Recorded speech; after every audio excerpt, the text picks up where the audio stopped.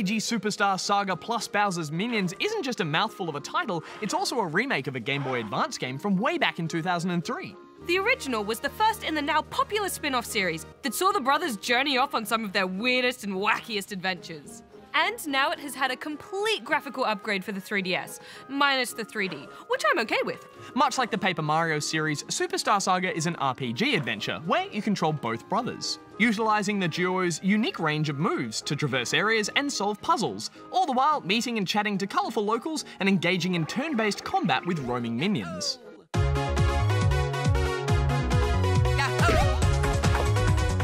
And while sequels such as Dream Team and Paper Jam have since added many more elaborate features and mechanics, as this was the first in the series, it's a far simpler experience that goes back to basics when it comes to brotherly beatdowns. Which was perfect for me because I never played the originals, so I was keen to see what people loved so much about this series. And on first play, I would have to say it's probably the story. It's so weird. Yeah, it's bonkers. Cackletta, a witch from the Bean Bean Kingdom, has stolen Princess Peach's voice and replaced it with explosive cymbals. And if that wasn't weird enough, the brothers then decide to team up with their arch nemesis Bowser to use his airship, the Koopa Cruiser, and retrieve her voice to save the day. It's certainly strange to see all these new characters popping up, but it's also nice to see where these oddball stories in the series began. Of course, things don't go quite as planned, and soon the brothers are left to explore this strange new kingdom, running into all sorts of bizarre friends and foes along the way, who all have a lot to say for themselves. Fortunately, there is some really funny writing in the dialogue. Just be prepared to meet some very chatty characters. Besides exploring and socialising, the two will often run into enemy encounters that play out as turn-based scenarios.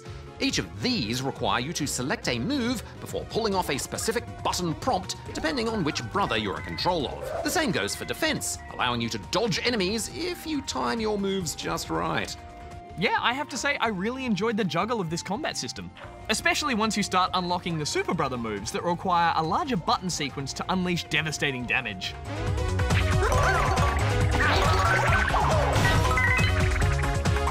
And as you progress, the real strategy comes from selecting which enemy to target and when, as well as using special items for extra health and boosts. Because that difficulty level can really sneak up on you.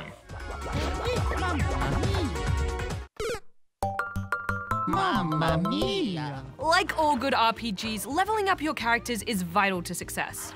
So I found grinding my way through many of the small minion battles not only helped to boost my brother's stats, but also allowed me to perfect my timing for some of the trickier battles to come.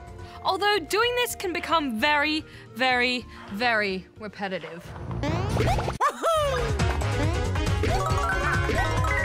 Let's go! Let's go! Yeah, no matter how much fun that combat is, that stop-start nature always tends to drag after a while, and I'll admit, I started to run away from quite a few of the battles just to get on with the story. Speaking of story, a rather interesting feature of this remake is the addition of a whole separate game that takes place at the same time, called Bowser's Minions. In it, you play an ambitious little Goomba who takes it upon himself to recruit as many minions as he can to defeat waves of enemies in a sort of mini battle strategy arena. It's a surprising little strategic distraction. You select your team before battles based on skill points and abilities. Certain units like flying are more effective against others like ground-based units, and as you move through each of the stages, you'll add new minions to your roster to upgrade and switch in and out between fights. It's got depth, it's got strategy, it's easy to jump in and out of. In fact, I would go so far as to say, I think I had more fun with this than the main story. I'm not sure I was as keen on this as you were, Rad. In fact, I actually found it more repetitive than the main game, and with far less to interact with during the battle phase. There are a few buttons you can hit for extra attacks, and eventually you'll need to work out when to spend command points in order to successfully counter enemy captains, but I found organising my squad and sorting through and levelling recruits became very tiresome and kind of unrewarding. I mean, I might come back to this after I finish the main story, but probably not. I personally enjoyed all the banter between the minions in this mode. I don't know what it is about that little bottom-heavy Goomba and his delusions of grandeur. I just get him, you know? Well, fortunately, you can easily switch between the main story and this side adventure at any time once you've unlocked it, so the option's always there. And you can't deny that having a whole extra game bundled in is a great way to keep things fresh, you know? Mix it up. That's true, Rad. And when you combine the massive main quest with this strategic little side burner, there's a lot of game here. And it all looks and sounds great, especially with those updated sprites. This is a fantastic repackage of a classic game that many spawnlings may have missed, just like I did. Plus, Bowser's Minions is a great addition, so I'm gonna give it 4 out of 5 rubber chickens. The Mario and Luigi series has been going strong for some years now, so it's great to go back and play this initial adventure, see where it all kicked off. I had a blast with the brothers, so I'm giving it 3.5 out of 5 rubber chickens. Do you consider yourself a Mario or a Luigi? Oh, I'm a Wario guy myself.